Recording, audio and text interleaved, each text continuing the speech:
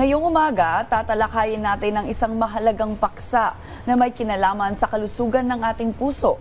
Ito ang arrhythmia, isang kondisyon na maaaring nakakaapekto o makakaapekto sa regularidad ng tibok ng ating puso. At Meiji, upang magbigay linaw sa mga tanong natin tungkol sa kondisyon na ito, makakapanayan po natin ngayong umaga ang cardiologist na si Dr. Christopher Oliver Nazal. Magandang umaga po, Doc, and welcome po sa Rise and Shine Pilipinas. Hello, good morning sa inyo at good morning sa lahat ng nanonood at nakikinig sa programa.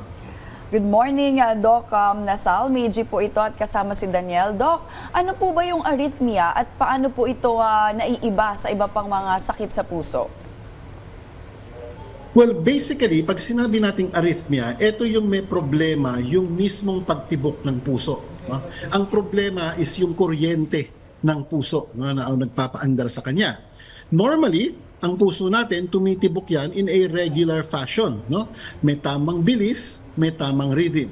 Pag nagkaroon tayo ng arrhythmia, either nawala yung tamang rhythm na yon or yung puso natin medyo masyadong bumilis or masyadong bumagal.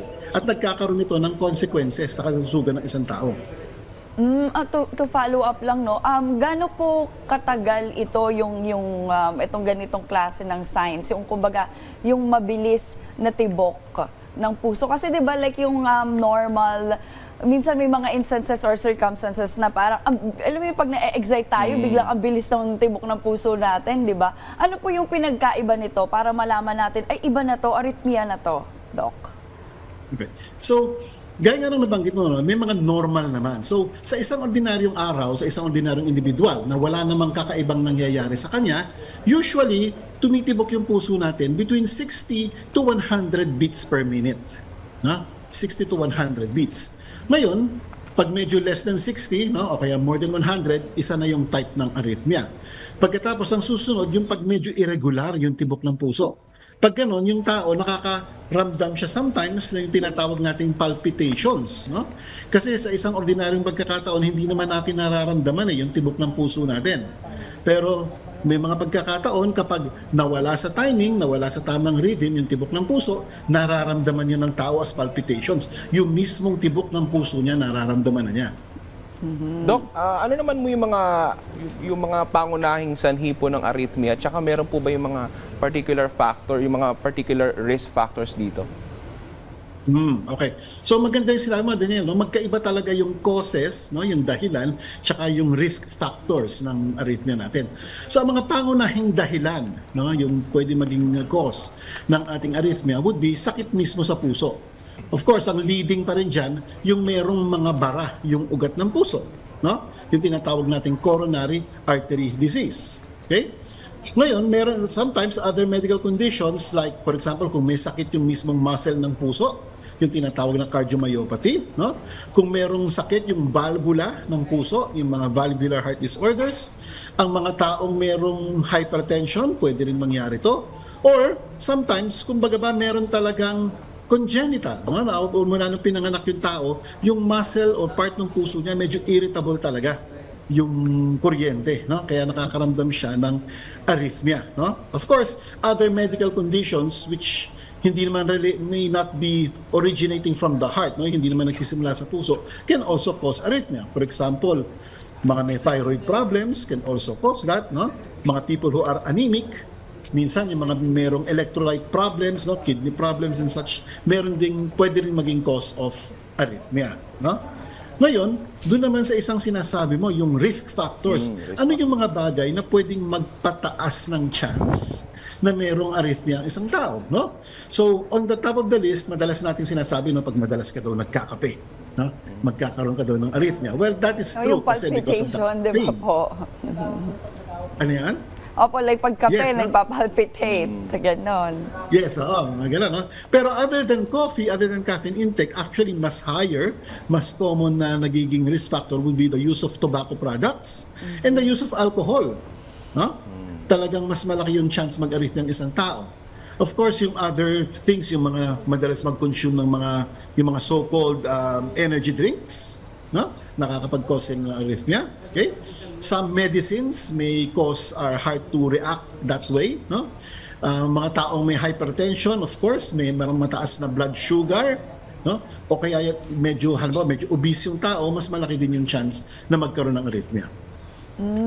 Dok, ano po yung mga signs or symptoms na arrhythmia na yung nararamdaman ng isang tao at paano po ba ito madidistinguish talaga? Ano yung, meron po bang certain or symptoms, signs na ito na yon arrhythmia na to?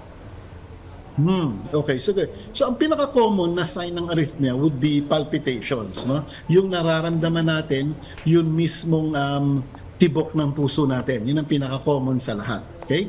Of course, merong other times nahihilo yung tao o kaya feeling lightheaded siya dahil pag irregular yung tibok ng puso, hindi nagagawa ng puso yung tamang trabaho niya, no? Sometimes nagkakaroon ng tinatawag na shortness of breath, no? O yung kinakapos sa hininga pag meron siyang ginagawa. Some people would experience na nanghihina, no? Madaling mapagod. Or even kung medyo malala yung arrhythmia ng isang tao, that person can even faint, no? Or even yung feeling na baka nagfe-faint na siya every now and then. So yun ang mga common na mga signs, no, or symptoms na pwedeng maranasan ng isang tao. Ngayon, yun kasing nararamdaman niya, no, that could be, sometimes kasi hindi siya related kung gaano kagrabe yung arrhythmia, no? Merong mga sintomas, merong mga palpitations na araw-araw niyang nararamdaman, mayat-maya, pero very mild lang naman yung kondisyon, no? Kumbaga ba, hindi naman siya life-threatening. Pero on the reverse, may mga ibang forms of arrhythmias na kahit minsan lang mangyari, napakadelikado. But the problem is, hindi mo talaga siya ma-differentiate by feel. No?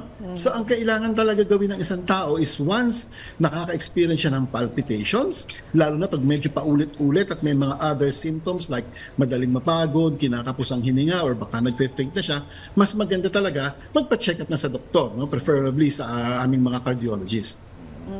Doc, pagka may problema sa love life, magkakaroon ba? Kasama ba? joke lang, Doc. Well, Doc, posible ba yung mga bata magkaroon din ng arrhythmia? Tsaka paano po nakaka-apekto to sa kanila? Posible bang mangyari yung mga ganun? Yes, actually pwede din naman. No? Wala namang pinipiling edad talagang arrhythmia. Of course, mas malaki yung chance sa mga medyo nakakaatanda dahil meron na silang mga ibang kasabay na comorbid conditions na tinatawag. No?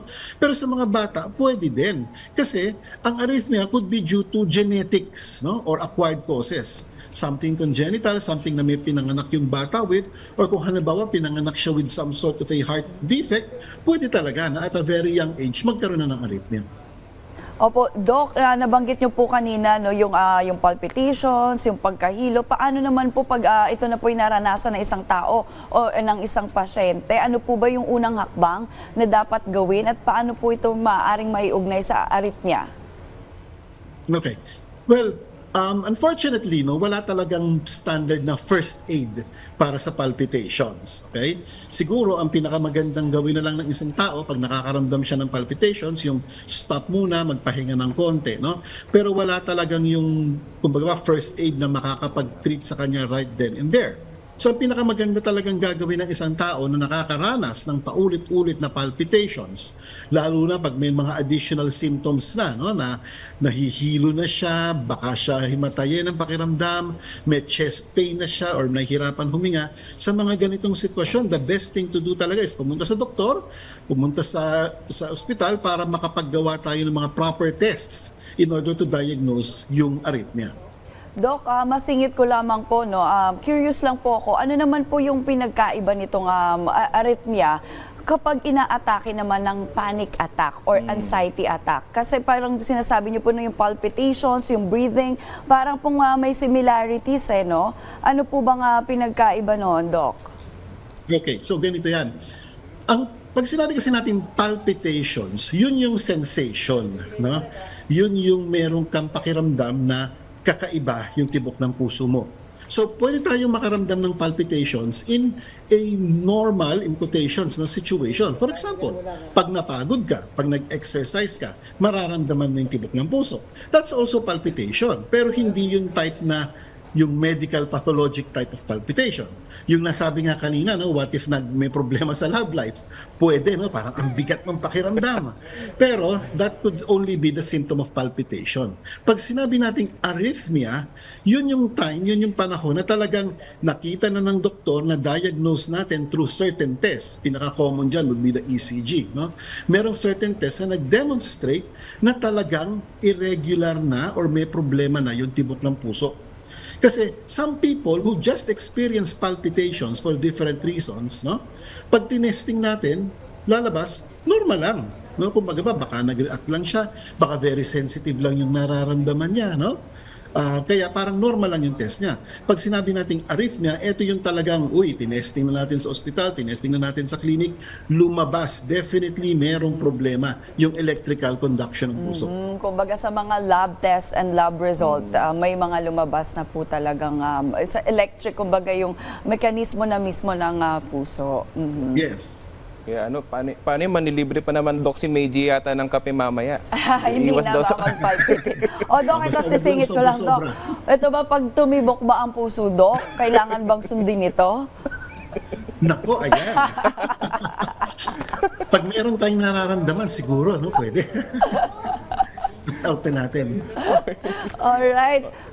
Doc, Dok, meron paano ba, sinabi nyo kasi parang wala pang particular na gamot. So, paano ba makakaiwas? Ano bang mga dapat gawin? Ano ba yung marerecommend nyo para makaiwas po sa arrhythmia? Well, ganito, no? Hindi naman talaga ang nabanggit ko kanina, walang first aid that the person can do no, right there. Pero of course, pag nagpa-check up na siya sa amin, marami tayong mga ways to treat it. No? Meron talagang mga gamot which are specifically designed to combat para labanan yung arrhythmia. No? Tapos yun nga, at the same time, bukod sa mga gamot, meron tayong mga procedures na pwede nating gawin para tulungan yung tao to terminate the irregular heartbeat kung may problema talaga, no? Ngayon, dun sa pag-iiwas, no? So ang pinakamaganda diyan, iwasan natin yung mga sinasabing mga risk factors na nabanggit natin kanina. Kung hypertensive, let's try to maintain a normal body weight. Pag diabetic, try to maintain a normal blood sugar. No? If as much as possible, let's try to avoid smoking all tobacco products. Let's try to avoid alcohol consumption. No? Let's maintain an ideal body weight and good exercise regimen na sana regular. Parang ang key talaga, no, sa ano mga disorder, mga sakit, yung healthy lifestyle. Exercise. Thank you so much, Doc. Yes. Alam mo, so alam na natin, no, lab test. After that, yun may mga procedures at pwede maiwasan. Once again, maraming salamat po, Doc Christopher Oliver Nazal, sa pagbibigay po sa amin ng inyong oras at mahalagang impormasyon na we are enlightened about arrhythmia. Have a nice day po, Doc. Thank you po, Doc. Maraming salamat din. Thank you.